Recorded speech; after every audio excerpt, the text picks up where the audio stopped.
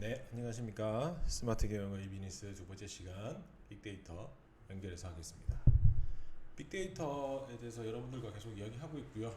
빅데이터 저번 시간은 여러분들과 함께 이 데이터 분석이 왜 중요한지 여러분들과 조금 더 깊게 얘기를 했고요. 이번 시간에는 이제 데이터에 대한 이해도가 조금 올라가실 거라고 생각하고 빅데이터에 대한 이야기를 여러분들과 연관해서 하도록 하겠습니다. 빅데이터는 여러분들이 많이 들어보셨을 단어예요. 그래서 빅데이터 많이 들어봤는데 어떤 것까지가 빅데이터인지 여러분들이 이해하시는 수준이 생길 겁니다. 빅데이터는 여러 가지 방식의 그 정의가 있는데 두 가지 방식으로 많이 하게 됩니다. 데이터 규모에 따라 정의를 하거나 데이터를 사용하는 방식에 따라 정의를 하는 방법입니다. 첫 번째로 규모에 따른 정의는 우리가 기존에 존재하던 데이터베이스, 그래서 데이터를 관리하는 데이터베이스가 있어요. 그래서 그 데이터베이스 관리 도구에 데이터 수집, 정리, 관리, 분석 이런 것들을 기존 역량이 있었을 거예요. 이 정도는 처리할 수 있었다. 그런데 그걸 넘어서는 크기의 데이터들이 나오기 시작했어요. 그러다 보니까 그 기존 데이터베이스 관리 도구로 관리되는 것들이 관리가 되지 않는 데이터들, 그것들을 그 정도의 크기를 가졌다고 해서 빅데이터라고 명명했습니다. 두 번째 정의가 사실 가장 많이 쓰이는 정의인데요. 데이터 사용 방식에 따른 정의입니다. 그래서 조직의 내외부에 존재하는 모든 다양한 대규모의 데이터를 수집하고 처리하고 저장하고 그리고 이걸 저장한 데이터를 목적에 맞게 분석해서 해당 분야의 필요 지식을 추출하는 것을 의미합니다. 그래서 빅데이터는 하나 데이터 원천을 의존하는 데이터가 아닙니다. 기존 데이터가 여러 가지 종류가 있으면 그 데이터 원천 하나만 의존하는 게 아니라 여러 가지 경로를 수집된 다양한 형식의 데이터를 활용하는 것이기 때문에 여러분들이 이 부분에 대한 정의가 이해가 꼭 필요합니다. 그래서 빅데이터의 정의를 여러분들이 이렇게 여러분들과 이해하고 나면 이 빅데이터가 출현하게 된 과정에 대해서 배경에 대해서 여러분들과 이야기하실 수 있습니다. 자, 빅데이터는 필요 지식을 추출하기 위해서 뭐 수집, 저장, 처리하는 과정에서 생기는 여러 가지 빅데이터를 또 우리가 필요 지식을 추출하는 과정까지 연결하는 게 빅데이터 정의였는데 이 빅데이터가 생기게 된 이유가 우리가 기업들이 조금 더 효율적이고 효과적이게 하고 싶었던 거죠. 그래서 고객 데이터를 분석하는 겁니다. 우리가 아무리 좋은 제품을 만들어봤자 고객들의 니즈에 맞지 않거나 고객들이 원하지 않는다면 사지 않는 제품이 되는 것과 마찬가지로 기업들은 고객 데이터 분석이 필수 사항이 되는 거죠. 그래서 가장 고객의 요구 사항을 정확하게 빠르게 파악할 수 있고 거기다가 지금 우리 트렌드, 시간의 흐름에 따른 트렌드를 정확하게 어떤 게 트렌드인지도 알 수 있게 되는 거죠. 그래서 우리 빅데이터에서 할 수 있는 예측까지 가능하기 때문에 우리가 이때 이런 전략을 써서 이런 제품을 만들어야 된다라는 의사결정이 가능하게 됐고 이게 바로 시기적절한 서비스를 제공하게 돼서 소비자한테 다가가게 되는 거죠. 그런 상황이 되면 될수록 이게 그런 니즈가 필요하다는 게 알게 되는 거죠. 그래서 초기에는 이 스마트폰 사용으로 인해서 사람이 생성하는 데이터 증가가 가장 큰 영향을 줬어요. 왜냐하면 소비자에 대한 정확한 데이터가 바로 나오는 거니까. 그런데 이게 지금은 어떠냐? 제가 첫 시간에 말씀드렸어요. 사람이 만들어내는 것도 있고 기계들이 만들어내는 것도 있고 여러 가지 다양한 분야들이 있다. 근데 지금은 기계가 만들어내는 데이터도 증가하고 있다는 거죠. 이전에 사람이 그냥 핸드폰 움직이는 거, 핸드폰 어떤 클릭했는 거 이런 것들을 알았다면 가장 큰 영향을 주었다면 지금은 사람뿐만 아니라 기계들이 어떻게 움직였고 어떻게 잡았고 어떤 걸 버렸고 이런 것들을 만들어내는 데이터들도 증가하고 있는 추세가 된 거죠. 그래서 이 분야에 대한 데이터들이 많이 생기는 거예요. 더 많이 생긴 거예요. 더 어떤 데이터가 없던 분야들도 소비자의 니즈든 다 필요한 부분이기 때문에 이 데이터를 필요로 하는 기업들이 많아졌고 분야들이 많아진 거예요. 그러니까 이 빅데이터가 생길 수밖에 없는 과정이 된 거죠. 너무 많은 데이터들이 생기니까. 특히 요즘 여러분들이 IoT라든지 뭐 M2M, 머신 투 머신 해서 기계끼리 만나는 거, 그런 거 센서 네트워크라고 들어보셨을 수 있을 거예요. 센서들이 지나가는 것들에 대해서 뭐 센서를 지나감에 따라 모든 게 다 데이터화 되기 때문에 그런 데이터들이 급증하면 급증할수록 다 빅데이터화 되는 거죠. 그래서 이렇게 빅데이터가 출현을 하게 됐어요. 사람이 만드는 거, 기계들이 만드는 거, 거기다 각 분야에 대한 데이터까지 확 늘어나는 거예요. 그래서 이 빅데이터들은 특징을 가지고 있어요. 이런 데이터들을 빅데이터라고 부른다라고 쉽게 만들 수 있는 그 척도 같은 거죠. 그래서 5가지 특징을 많이 드는데요. 5가지. 첫 번째가 볼륨입니다. 규모, 얼마나 규모가 있는지. 두 번째가 variety, 다양성. 세 번째 velocity, 속도, veracity, 정확성, value, 가치. 이 5가지를 OV라고 정하고 있는데요. 요게 여기서 말하는 5가지에 포함하는지에 따라 빅데이터라고 말할 수 있고 아닐 수도 있다는 거죠. 첫 번째부터 여러분들과 얘기해 보겠습니다. 첫 번째 규모입니다. 규모. 여러분들이 규모 면에서 데이터가 크기가 너무 커서 현재 물리적인 한계를 초과하는 수준의 데이터라고 하면 이 빅데이터라고 부를 수 있는 거죠. 두 번째가 다양성이에요. 기존에는 엑셀 데이터, 여러분들 컴퓨터에서 표현될 수 있는 데이터 정도였다면 그 데이터 테이블 형태라는 게 데이터의 형태가 여러분들이 볼 수 있는 문자 형태, 숫자 형태 이 정도라고 생각하시면 돼요. 그런데 엑셀뿐만 아니죠. 요즘은 여러분들 인스타그램 올리는 동영상, 사진, SNS, GPS, 위도, 경도 이런 것들이 모든 형태의 데이터를 가지고 사용하기 때문에 이 데이터의 형태가 다양하지 않으면 빅데이터라고 말할 수 없는 거죠. 세 번째 속도입니다. 이 빅데이터는 처리 속도 자체가 달라요. 그래서 1초에 테라바이트 단위로 데이터가 생성됩니다. 여러분들 컴퓨터에 생각해 보시면 뭐 500기가, 1기가 뭐 이렇게 가거든요. 근데 이게 테라바이트가 1026기가바이트가 1테라바이트란 말이에요. 그래서 1테라바이트 단위로 형성된다는 속도 자체가 1초에 그게 형성되는 거예요. 그러니까 데이터 속도가 엄청나게 빠르게 축적된다는 거죠. 속도 자체가 다르다는 겁니다. 여러분들 엑셀로 한 셀씩 만든다는 건 빅데이터라고 취하기가 어렵다는 겁니다. 그리고 진실성 부분입니다. 이게 데이터가 진실한지는 매우 중요한 포인트예요. 우리 데이터의 결과치를 얻는데 매우 중요한 포인트일 거잖아요. 근데 이게 워낙 많은 다양한 데이터가 쌓이니까 어떻겠어요? 너무 필요 없는 데이터일 수도 있고 잘못된 데이터일 수도 있고 거기다가 뭐 쌓이지 않을 필요도 없는 데이터까지 쌓일 수도 있다는 거죠. 그래서 우리는 이 현실 세계에서 가장 정확하게 데이터 분석이 필요하게 되는 거고, 이게 진실하기 위해서는 이런 부분을 우리가 정확하게 잡을 수 있어야 되는 게 이 데이터의 사실 뭐 숙제 같은 겁니다.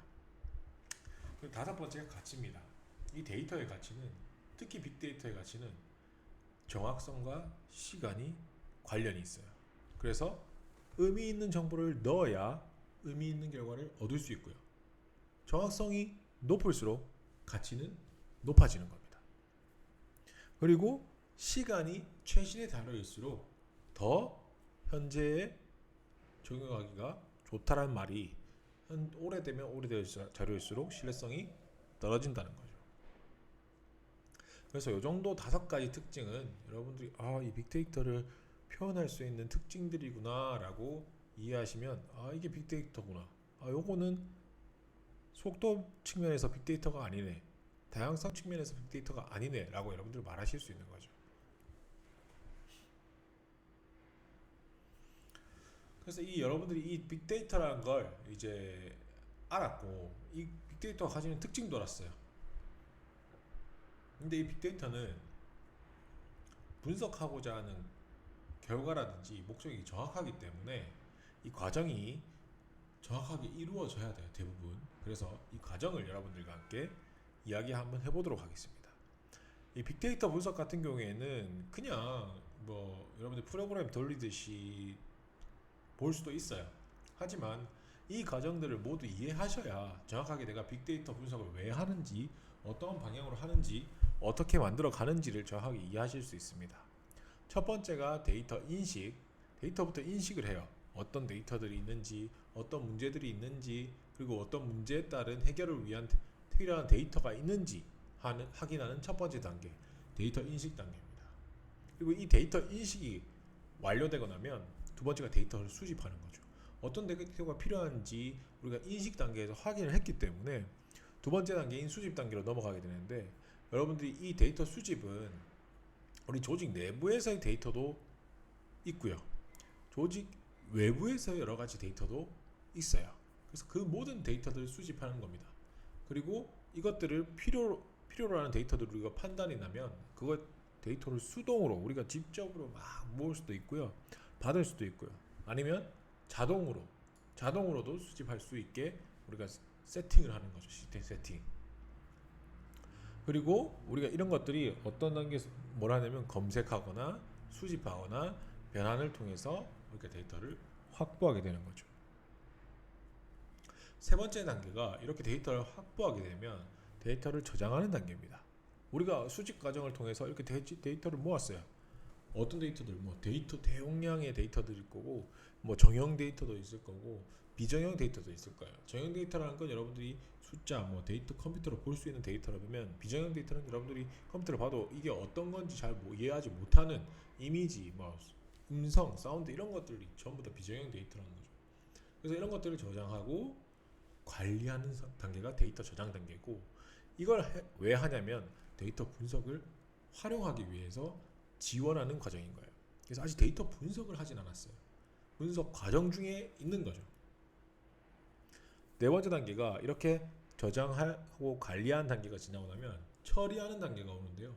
이 처리하는 단계는 우리가 이 데이터를 처리해야 된다는 단계입니다. 그래서 다양한 형태를 가진 데이터들을 우리가 형태가 여러 가지잖아요. 그럼 우리가 분석할 수 있게 만드는 과정이라고 생각하시면 돼요. 그래서 지금 어떤 거는 소리로 왔고, 어떤 거는 이미지로 왔고, 어떤 거는 뭐 엑셀로 왔는데 그 데이터들이 다 분석할 수 있게 전처리를 하는 과정이라고 생각하시면 되고, 분석을 할 수 있게 만들어주는 처리 기술이라고 생각하시면 돼요. 그리고 다섯 번째가 데이터 분석 단계입니다. 이게 가장 많이, 첫 번째도 설명드렸지만 데이터를 분석하는 단계가 가장 중요한 단계겠죠. 왜냐하면 처리 과정을 거쳐서 알려지지 않은 우리가 원하는 지식이라든지 지혜, 패턴, 관계 이런 것들을 찾아내는 과정이기 때문에 가장 중요한 과정일 거예요. 뭐 다 중요하지 않은 과정이지는 않지만 이런 과정들을 여러분들이 어떻게 진행되는지가 이해하는 게 중요한 거거든요. 그럼 이제 패턴이랑 지식이랑 관계들이 몇 개가 드러났어요. 그러면 그 수식 가지고 나만 보는 게 아니에요. 이 데이터라는 건 모든 사람이 우리 회사가 좋은 의사결정을 하기 위해서 하는 거기 때문에 결국에는 남한테 보여줄 수 있어야 돼요. 그러니까 그 남한테 보여주는 과정을 데이터 표현 과정이라고 생각하시면 되고, 이게 뭘 하는 과정이냐면 분석 결과를 이해하기 쉽도록 시각적인 수단, 뭐 쉽게 말하면 표, 이미지, 도표 이런 것들로 정보를 전달하는 과정이라는 거죠. 그래서 이렇게 분석 과정이 정확하게 있는 거기 때문에 이 분석 과정의 순서에 따라 여러분들은 지키셔서 하셔야 되고, 사실 이 빅데이터 분석가라고 하면은 분석만 하는 사람도 있고요. 이 분석의 첫 번째 단계부터 수집, 저장, 처리, 분석, 표현을 다 세팅하는 사람도 있습니다. 그래서 이 빅데이터 분석을 한다라고 한다. 빅데이터에 대한 말을 한다라고 하면 빅데이터의 분석 과정 전체가 다 진행된다고 생각하시는 게 빅데이터를 활용하는구나라고 생각하시면 됩니다. 그래서 우리가 조금 지금 현재 데이터 분석이라 하는 것과 빅데이터 분석이라는 것과 많이 혼용돼서 사용되고 있는데, 이게 차이점만 정확하게 여러분들이 아시면 이게 빅데이터입니다. 이건 데이터 운영입니다. 라고 하실 수 있는 거죠. 그래서 기업들이 말하는 빅데이터의 운영이 사실 데이터 운영일 수도 있고요. 빅데이터 운영일 수도 있어요. 그래서 여러분들은 그 기준이 정확해야 된다는 거죠. 자, 이 빅데이터가 주목받기 시작하면서 빅데이터 분석은 기존 데이터 분석과 달라요. 뭐냐면 가장 큰 차이점은 데이터의 다양화예요. 왜냐면 기존에는 엑셀 데이터라고 생각하시면 여러분들 엑셀 안에 뭐 그림도 넣을 수 있지만 분석에 사용할 수 없잖아요. 그래서 이 정형 데이터 중심으로 분석을 했어요. 정형 데이터. 형태가 있는 데이터. 이 형태라 하면 글, 문자, 숫자, 뭐 영어 이런 거겠죠. 그래서 정형 형태가 있는 문제 데이터였다. 하지만 이게 빅데이터 분석이라 하면 비정형 데이터가 증가했고 이 비정형 데이터를 분석할 수 있는 기술이 발달되니까 텍스트, 사진, 동영상 이런 것까지 데이터 분석이 가능해진 거예요. 그래서 빅데이터 분석은 비정형 데이터 분석도 같이 이루어진다는 겁니다.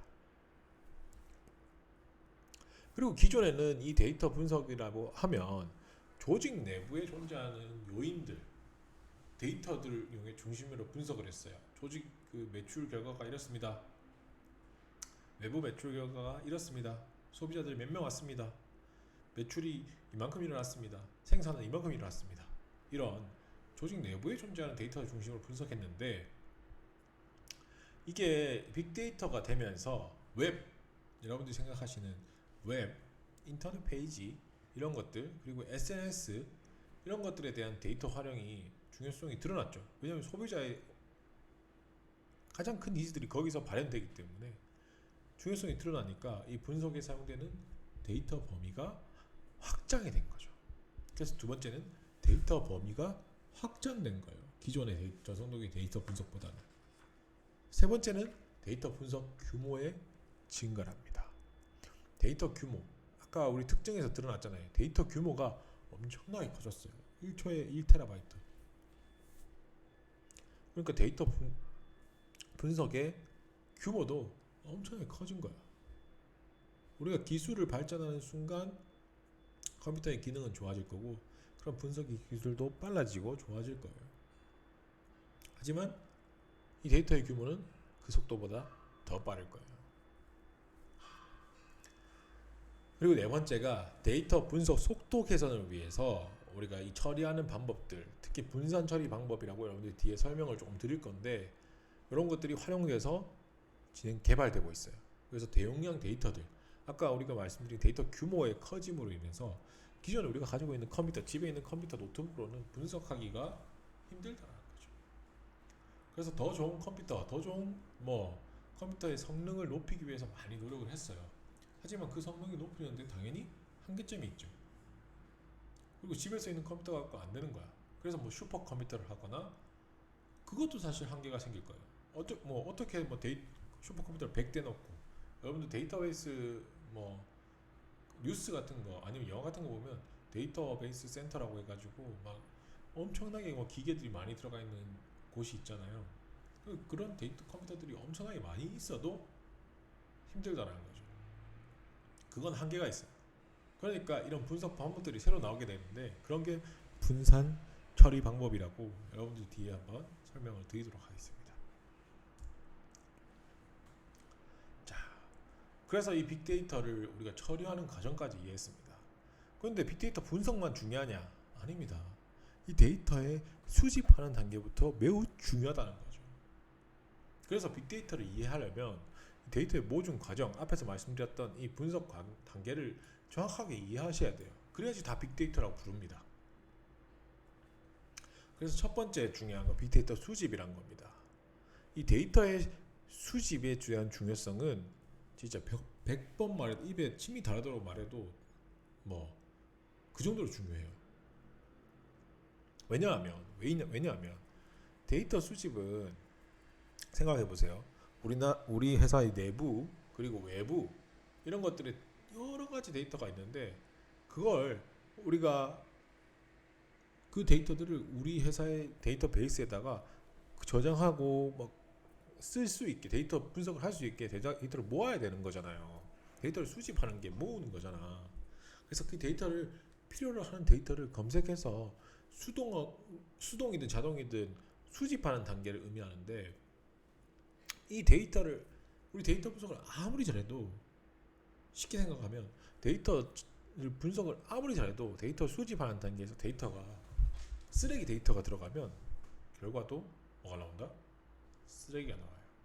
그래서 garbage in, garbage out이라고 쓰레기가 들어가면 쓰레기가 나온다는 GIGO라고 요약해서 말할 정도로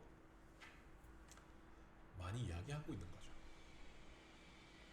그래서 부정확한 데이터는 분석 결과 자체가 부정확한 거예요. 의미 없는 결과물입니다. 그래서 수집되는 데이터 종류를 보시면은 기업 응용 데이터, 내부에서 활용하는 데이터, 그리고 사람에 의해 생겨나는 데이터, 우리 아까 사람 문서 외에도 사람이 쓰는 데이터, 이메일, 문자, 대화, 핸드폰 내용들, 그리고 세 번째가 기계 데이터, IT 시스템이 생기면서 이런 센서 네트워크들이 생기면서 구조가 정해져 있지 않은 뭐 센서 데이터들, 그런 것들을 시간이 흐름에 따라 수집하는 데이터들, 이런 것들이 데이터 종류가 워낙 늘어나고 있다는 거죠. 그러니까 우리가 데이터 수집을 잘하기 위해서는 데이터가 이런 형태가 있고 이런 형태에 따라서 수집을 다른 방법으로 해야 된다는 거죠. 그래서 데이터 종류가 달라지면 데이터를 분석하는 방법도 달라지고 수집할 때 수집하고 나서 저장하는 방법도 뭐 전체적인 소프트웨어가 달라지는 게 아니라 저장하는 형태도 달라지게 되는 거죠.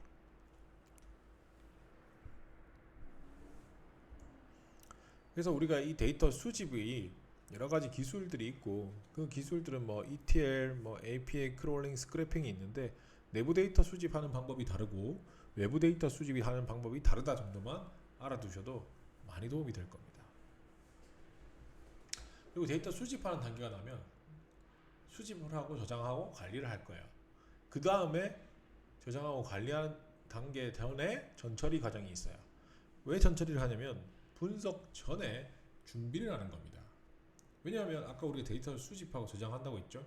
그럼 수집할 때 이미지 데이터, 문자 데이터, 뭐 센서 데이터, 데이터 형태는 다 다를 거예요. 근데 이게 바로 데이터를 분석할 수 있냐라고 했을 때 그 저장 형태에 따라 바로 분석할 수가 없어요. 왜? 수치도 다를 거고 수량도 다를 거고 형태도 다를 거니까 그걸 분석 가능한 형태로 변경하는 과정인 데이터 전처리 과정이 필요한 거죠. 그래서 여러분들이 그 3학년 때 데이터 경영자료 처리 분석이라든지 경영 시뮬레이션 등을 배우면 이런 것들을 조금 더 이해하게 될 겁니다. 실질적으로 여러분들이 한번 움직여 볼 거예요. 어려운 건 아니에요. 이렇게 코딩만 하면 글만 쭉 써내면 결과치가 나오는 거거든. 그래서 어려운 건 아니라고요. 근데 이 과정을 이해하는 게 더 중요하거든요. 기술들은 책 보면 다 돼요. 그래서 이 데이터 전처리 과정에서 중요한 건 여러분들이 이 데이터를 수집하다 보면은 결측치와 이상치라는 게 많이 나옵니다. 왜냐? 쉽게 생각해보면 이런 거야. 우리가 설문을 받았어요. 1점부터 5점까지. 근데 여러분들 어떠세요? 설문회라면 귀찮죠? 그래서 그런 경험 있을 거예요. 5점만 주거나 열심히 안 한 경험도 있을 거예요. 거기다가 나는 다 표시했다고 했는데 하나씩 빠뜨린 것도 있을 거고요. 그리고 제가 키를 조사했는데 제가 181인데 118만 적고 빠졌을 수도 있어요. 데이터 수집 과정에서 그런 일은 비일비재하거든요. 그런 것들을 결측치나 이상치라 부르는데 이런 거를 관리해주는 과정인 겁니다. 그래서 결측치는 데이터 셋에서 입력이 누락된 거고 데이터 빅데이터에서는 NA로 표시되는데 이게 결측치라고 보시면 되고 이상치는 여러분들이 키 아까 제가 예로 드린 키 있죠. 키를 조사했는데 누가 1860을 오져온 거야. 누가 잘못 적었겠죠, 라고. 그런 것들은 정상 범위인 내가 아니라는 게 확인되기 때문에 그런 것들을 제거해 주는 거죠. 정리를 하거나. 그래서 뭐 잘못 사용된 코드, 측정된 데이터, 그리고 우리가 필요 없는 데이터 이런 것들도 다 전처리 과정에서 수정되는 겁니다. 그래서 이 데이터 전처리 과정에서 하는 기술들이 이 DBMS거든요. DBMS가 가장 기존의 데이터베이스를 사용하던 것인데 RDBMS라고 정형 데이터베이스예요. 정형 데이터베이스. 정형 데이터 배웠잖아요, 앞에서. 그리고 여기서 뭐가 더 들어가요? 우리는 비정형 데이터가 들어간다고 했잖아요. 그러니까 이 RDBMS로는 한계가 있는 거죠. 정형 데이터만으로 한계가 있는 거야. 그래서 비정형 데이터 처리하는 방법들도 필요하게 됐고, 이게 어떤 환경에서 나왔냐? 이 분산 환경에서 나왔어요. 분산 처리를 해서 대용량 데이터를 신속하게 처리하는 겁니다. 그래서 요것들은 뭐 분산 컴퓨팅 시스템이라는 CAP라고 부르는데, 그런 것들은 어떻게 뭐 한번 여러분들이 뒤에 한번 같이 한번 보도록 합시다. 그래서 첫 번째, 여러분들이 그 관계형 데이터베이스. 그래서 그 관계형 데이터베이스 가장 쉬운 데이터베이스라고 생각하시면 되고, 이 NoSQL이라고 여러분들이 이 스키마적인 이야기로 많이 하게 되는데, 이게 관계가 없는 거예요. 그래서 스키마가 존재하지 않고 이렇게 그냥 데이터 이렇게 막 분산해서 저장해요. 그래서 이거를 분산해서 저장해 놨기 때문에 이게 뭐 대용량을 구조를 만들어서 분석하기가 조금 더 쉬운데, 이건 조금 여러분들이 이해하시기 좀 어려울 거라고 생각되는데, NoSQL이 있다. 이런 데이터를 전처리하는 기술 중에 NoSQL 그리고 하둡이라는 기술이 있어요. 하둡. 그래서 이런 것들이 NoSQL도 사용하지만 가장 많이 사용하는 게 하둡인데, 이게 컴퓨터를, 아까 저희가 데이터가 커지면 컴퓨터 성능이 좋아져야 된다고 했잖아요. 근데 컴퓨터 성능을 좋아지는 것도 한계가 있으니까, 이걸 하둡이란 이 프로그램이 컴퓨터 하나만은 힘드니까 이 컴퓨터를 여러 개로 묶어가지고 분산으로 처리하는 데이터를 처리하는 데이터 처리 프레임워크라고 해요. 그래서 대용량 데이터를 우리가 컴퓨터 하나잖아요, 원래는. 근데 그걸 20개, 100개를 엮어버리는 거야. 그래서 그거를 한 번에 데이터를 처리하게 하는 프레임워크를 분산 데이터 처리 프레임워크라고 하고, 가장 많이 사용하는 게 이 하둡 파일 시스템이라고 해서 하둡. 이 가장 유명해요. 그래서 분산으로 저장한 걸 컴퓨터를 한가로 묶어서 처리한다. 그럼 얼마나 빨라지겠어요. 그래서 이게 하둡은 대용량 데이터 처리에서 가장 많이 사용되고, 그래서 우리 클라우드 컴퓨팅 소리가 여기서 나오는 거예요. 클라우드 환경으로 최적화되어 있어서 이 하둡 파일 같은 게 저절로 복사본을 계속 만들거든요. 그래서 이게 소스 파일 자체도 무료고 장애 대비도 좋고 하니까 하둡을 많이 사용하고 있어요, 기업에서.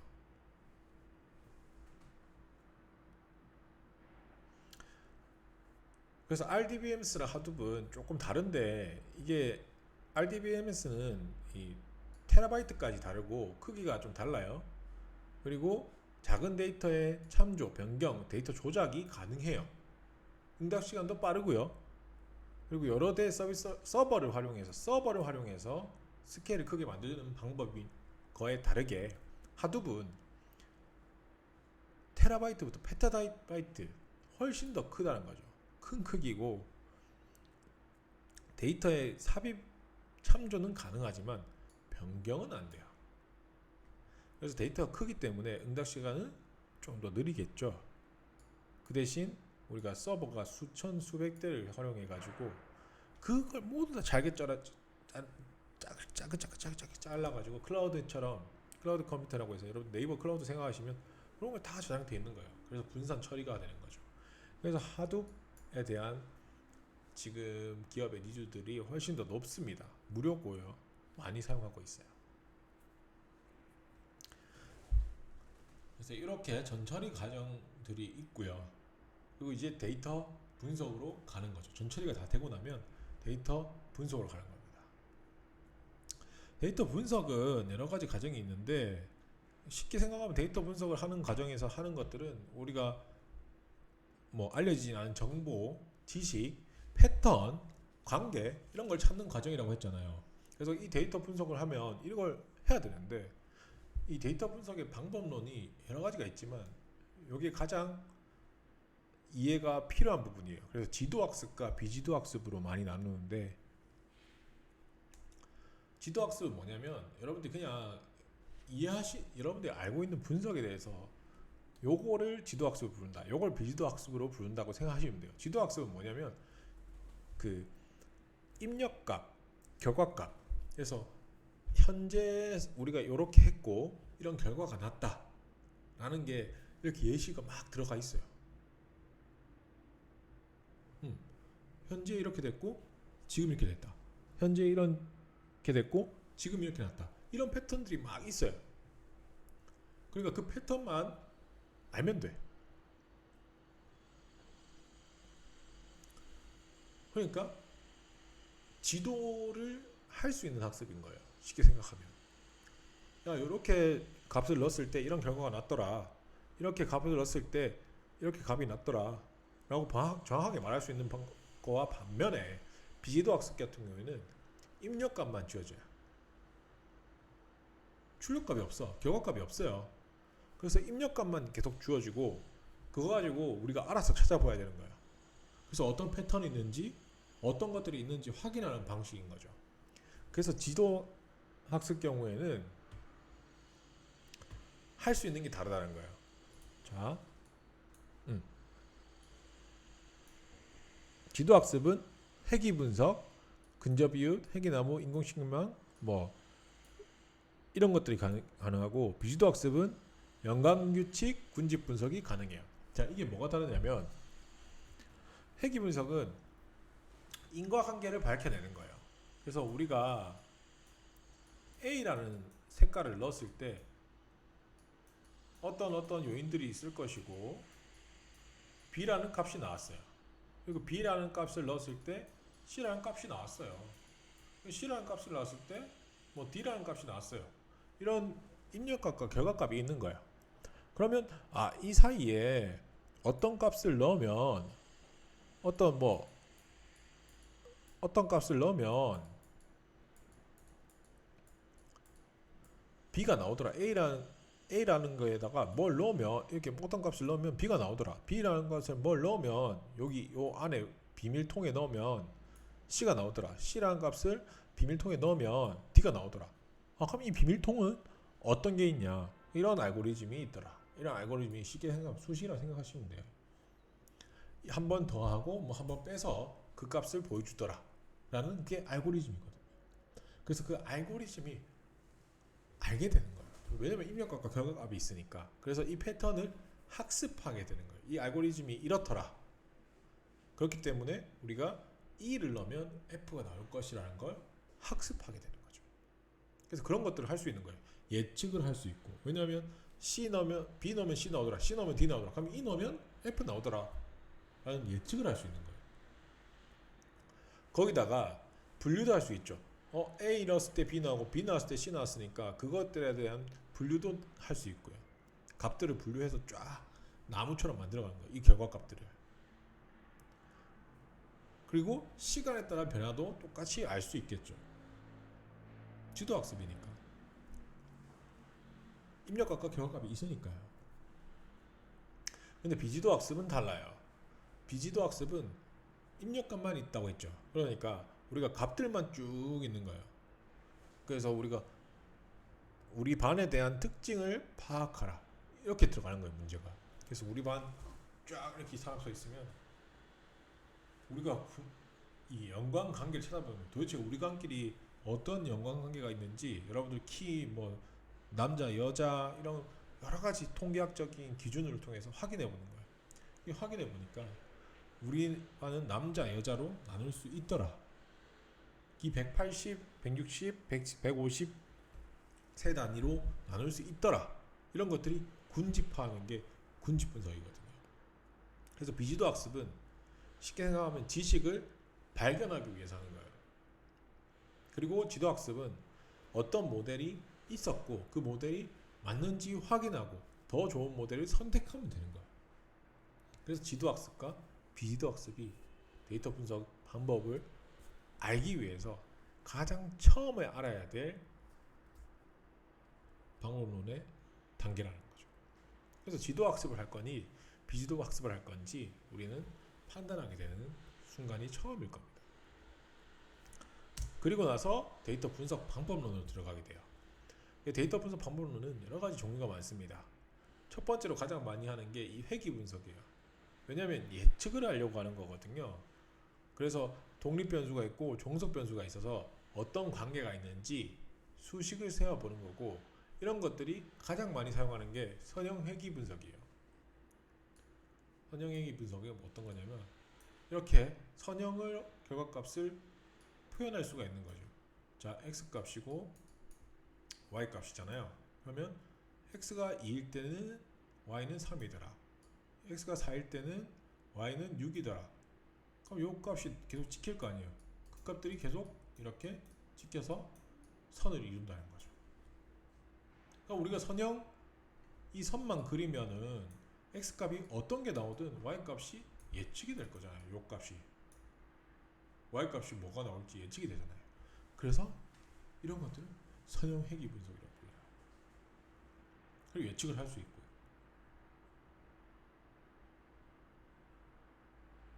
로지스틱은 좀 더 이 변수가 선형이 결합이 돼서 사건의 발생 가능성이 있는가 없는가를 예측하는 기법이고, 의사결정 나무라는 거는 여러분들이 의사결정에 대해서 확인할 수 있는 거죠. 그래서 어떤 거냐면 결석을 3회 이상 하면 논패스가 된다. 바로 이렇게 걸러져 버리는 거죠. 데이터를 넣으면. 그리고 3회 미만하면 시험을 칠 수 있는 겁니다. 그리고 이 의사결정에서 결석의 의사결정은 뭐다? 3회 이상 결석했는지 안 했는지 확인하는 거예요. 첫 번째 의사결정입니다. 두 번째는 3회 미만 됐습니다. 그러면 시험에 대한 의사결정이 되는 거죠. 자, 시험을 응시하면 미응시하면 논패스, 패스 못하는 거예요. 응시했을 때만 시험을 패스할 수 있다라는 뜻이고, 그리고 시험을 패스한 사람 중에 과제를 제출했는지 미제출했는지 확인하는 겁니다. 그래서 과제를 제출하신 분은 3회 이상 미만 제출한 사람은 패스, 3회 이상 미제출한 사람은 논패스가 되는 겁니다. 그래서 이 의사결정 과정들을 나무처럼 만들었다고 해서 의사결정 나무라고 표현하고, 이런 것들을 빅데이터를 통해서 우리가 만들어 놓으면 어떤 값만 넣으면 이 사람은 논패스다, 어떤 값은 패스다, 결과값을 바로 확인할 수 있겠죠. 그래서 이런 거 분류할 때 많이 사용되는 겁니다. 그리고 인공신경망은 여러분들이 그 사람 신경망이라 생각하시면 돼요. 사람이 그 내가 의사결정을 하는 구조라고 생각하시면 되는데, 사람들이 어떤 것들을 배우면 그것들을 통해서 패턴이나 지식을 알아내고 의사결정에 활용을 하기 때문에 그 부분에 대해서 적용할 수 있는 기법이고요. 우리가 독립변수가 있을 거고, 독립변수라는 건 여러분들이 입력하는 값들, 여러 가지 값들이 있을 거예요. 이런 값들이 있더라. 그리고 입력값들하고 우리가 아는 것들은 결과값들이 있어요. 그래서 이 히든 레이어, 중간값들이 도대체 뭔지 이런 것들을 찾아내는 거죠. 그래서 이런 것들도 재밌어요. 해보면 진짜 사람들이 이런 걸 배웠을 때 어떤 게 더 연결이 되고 어떤 것들이 요인으로 더 표현이 되는지 알아보는 신경망도 있고요.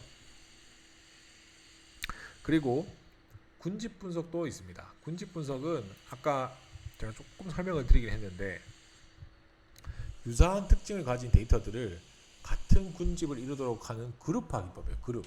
그룹핑 한다고 생각하시면 됩니다. 그래서 우리 반 스마트 경영과 이비지네스 반 전체에 대해서 이렇게 50명이 있어요.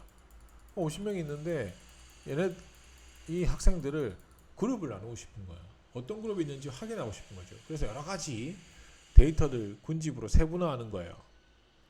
그래서 키로 해볼까? 키로 했을 때 이렇게 네 분류로 나누더라. 그러면 성별로 해볼까? 성별로 하면 이렇게 두 분류로 나누더라. 이렇게 군집화할 수 있는 거고, 이게 군집 분석은 여러 가지가 있는데 계층적으로도 할 수 있고 비계층적으로도 할 수 있고 그 모델 기반으로 할 수 있어요. 그래서 이런 것들이 있다라는 것만 알아두셔도 여러분들이 도움이 될 거고, 군집 분석은 군집을 만드는 모델이고, 특히 이게 데이터가 정확하게 인과관계가 있다기보다는 우리가 어떤 걸 찾아내는지가 더 문제인 거죠. 그리고 연관관계 분석도 가능해요. 어떤 거냐면 여러분들이 데이터가 이렇게 많이 있는데 이 규칙 찾는 거거든요. 그래서 가장 많이 이 예시로 들 수 있는 게 이 장바구니 분석입니다. 이 장바구니 분석이 그 사례에서 나왔죠. 어디죠? 그 마트. 남편이 꼭 기저귀를 살 때 맥주를 사는 그 물품 사이의 관계를 장바구니 분석을 통해서 알아냈다고 해서 이 장바구니 분석이라고 부르거든요. 그래서 그 옆에 저희가 봤을 땐 기저귀랑 맥주는 전혀 관계가 없지만 제품을 사러 오는 소비자가 봤을 때는 매우 관계가 있다라는 그 관계의 규칙을 알게 됐고, 그 상품을 통해서 붙여놔서 그룹화를 하거나 군집화를 진행한 거예요. 그래서 성공한 사례입니다. 월마트 사례였죠. 이 연관관계 분석은 좋은 점은 이 데이터 변화 없이 바로 활용할 수 있어요. 그리고 특히 이게 분석의 방향이나 목적이 없을 때 우리가 찾기 위해서 하는 거고, 결과도 이해가 쉬워요. 아까 우리 맥주와 기저귀 사례처럼. 그런데 이게 너무 품목이 많아요. 그러면 이 진행해도 의미가 없어지는 거죠. 다 연관이 있을 수 있잖아요. 다 연관이 있을 수 있죠. 그러니까 어느 정도까지 우리가 표현할 건지도 생각을 해봐야 되는 분석입니다. 자, 이렇게 기존에 많이 사용하던 분석 방법들을 여러분들과 이야기를 했어요. 그래서 가장 데이터 분석 방법론으로 많이 사용하는 것들, 그리고 여기서 조금 더 발전된 게 이 텍스트 마이닝입니다. 특히 빅데이터를 하게 되면 많이 사용하는 비정형 데이터, 이 텍스트 데이터를 활용해서 유용한 정보를 추출하는 기술이고요. 쉽게 생각하면 여러 가지 키워드 분석, 감정 분석, 소셜 네트워크 분석 여러 가지 할 수 있는데 이게 가장 쉬운 분석이에요. 자, 이거 여러분들이 3학년 때 R 데이터 분석에서 경영자료 처리 분석 같은 거 배우면 바로 할 수 있어요. 어려운 건 아니거든요. 그래서 어떤 거냐면 그 많은 텍스트 중에 어떤 게 더 주제가 강하고 더 영향이 있는지 확인해 보는 겁니다. 그래서 많은 사례로 하는 게 우리 3학년 때 하는 사례는 뭐냐면 역대 대통령들 있잖아요. 대통령들 취임사를 이렇게 텍스트 마이닝화 해가지고 이렇게 워드 클라우드를 그려냅니다. 이걸 워드 클라우드라고 부르거든요. 그러면 가장 중간에 국민,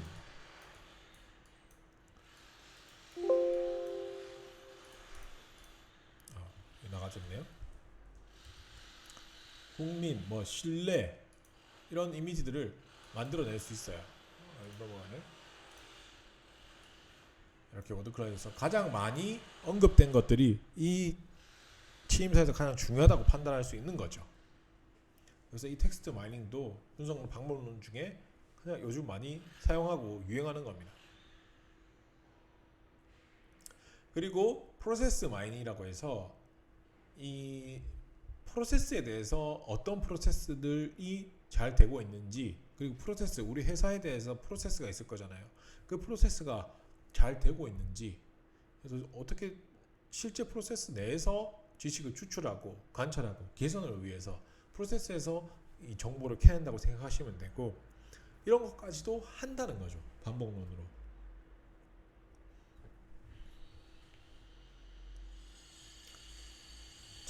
그러면 여러분들 도대체 빅데이터는 어느 분야에 응용되고 있는지, 이때까지 분석 방법론을 통해서 어느 분야에 응용되고 있는지 확인해 보자는 겁니다.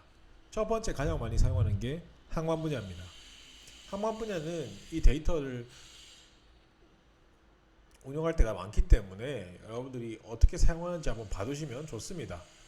첫 번째가 운영 빅데이터 해서 이 웹을 사용해서 분석 도구를 개발하는 겁니다.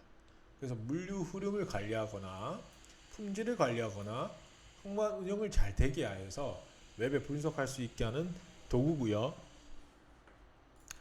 어떤 것들이 들어가냐면 이 장비의 작업 시간, 이 장비들 가진 장비들이 작업 시간을 얼마나 걸리는지, 이 각각의 장비들의 시간이 얼마나 걸리는지, QC 품질 관리는 어떻게 감지되는지 이런 것들을 관리해서 어떻게 적재하거나 배치하면 어떻게 더 효율적으로 갈 건지, 운영의 효율적인 부분이죠. 두 번째 데이터 분석의 응용 분야는 항만 운영 의사결정을 위해서 오토 시뮬레이션 방법론인 겁니다. 그래서 어떤 작업을 처리해야 될지, 어떤 장비가 어떻게 작업해야 될지, 작업 소요 시간은 얼마인지 이런 것들을 의사결정을 도와주기 위해서 우리가 빨리 이걸 써야 된다, 트럭을 써야 된다, 의사결정을 바로바로 확인하기 위한 시뮬레이션을 돌리게 해주는 방법이죠. 그래서 이 시뮬레이션은 여러 가지 방법이 있는데 전문가가 아니어도 돌릴 수 있는 수준이니까 너무 걱정하실 필요는 없어요. 그래서 이렇게 사용하고 있다는 거. 두 번째로 제조 분야입니다. 제조 분야에서 빅데이터를 사용하는 이유는 정확해요. 생산 저해되는 요인이 있다면 그걸 찾아내는 거죠. 그래서 우리가 세분화를 하는 거예요. 어떤 것들이 문제가 있는지, 그리고 불량 원인은 뭔지, 손실 비용이 어떻게 이루어지고 있는지 이런 내용들을 관리하는 게 빅데이터에서 제조 분야에서 운영하고 있는 부분이고요. 두 번째로 공정에 최적화입니다. 우리가 이 생산 공정에서 어떤 것들이 문제가 있는지, 납기 지연되는 이유는 뭔지 이런 것들을 데이터 마이닝화해서 공급망이 지연되지 않도록 정확도를 향상시키고 낭비를 절감하는 과정이죠. 세 번째가 이 작업 시간을 좀 더 효율적으로 분배를 해서 생산성을 향상시키기 위해서 이 빅데이터를 분석하고 확인하는 거죠. 그리고 세 번째가 가장 많이 사용되는 분야는 마케팅 분야입니다. 마케팅 분야에는 고객과의 상호작용 때문에 그래요. 그래서 데이터의 분석이 고객과에 대한 통찰력을 바로 이해할 수 있게 하는 거기 때문에 가장 적절한 시기, 올바른 방식, 거기다 관련성 있는 메시지를 쭉 밀면서 상호작용이 증가하게 되니까 경쟁력이 높아지는 겁니다. 그래서 고객에 대한 우리가 통찰력을 높이기 위해서는 데이터를 최대한 많이 수집하면 수집할수록 우리가 고객들의 통찰력이 높아지는 거죠. 그래서 마케팅 분야에서도 이 빅데이터는 많이 사용되고 있어요. 그래서 여러분들이 관심 있는 분야들이 맞는지 모르겠지만 이렇게 사용되고 있고, 항만 분야, 제조 분야, 마케팅 분야 정도에서는 이 빅데이터가 가장 빠르게 적용돼서 사용되고 있습니다. 자, 오늘은 여러분들과 빅데이터에 대해서 여러분들과 강의를 했고, 이 데이터가 왜 중요하고, 그리고 특히 데이터 분석이 되는 과정들, 그리고 데이터 분석이 왜 중요한지, 그리고 빅데이터 시대가 왔는지, 그리고 내가 과연 빅데이터에 대한 관심도가 필요할지에 대한 기준이 좀 섰을 거라고 생각해요. 여러분들 기업을 고르실 때도 빅데이터에 대한 니즈가 있는 기업인지 아닌지에 따라 어느 정도 데이터 수준을 잡을 건지도 확인할 수 있기 때문에 여러분들의 그 눈을 높여줄 수 있는 과정이었다고 생각합니다. 그래서 두 번째 시간은 여기까지 하도록 하겠습니다. 자, 1시간 동안 고생 많이 하셨고요. 숙제는 여러분들 익힌 문제 370페이지의 익힌 문제 중에 한 문제만, 한 문제 이상이겠죠. 여러분들이 하고 싶은 부분만 하세요. 한 문제 이상으로 정리해서 올리시면 되고요. 저는 언제나 말씀드리지만 여러분들이 복습한다 생각하시고 정리해 두시면 시험 시간을, 시험 요약을 엄청나게 아끼실 수 있습니다. 자, 여기까지 여러분들 고생 많이 하셨고요. 다음 시간에 뵙도록 하겠습니다. 언제든지 질문 있으시면 보내주시면 되고, 시험지는 채점이 완료됐으니까 확인하시면 될 것 같습니다.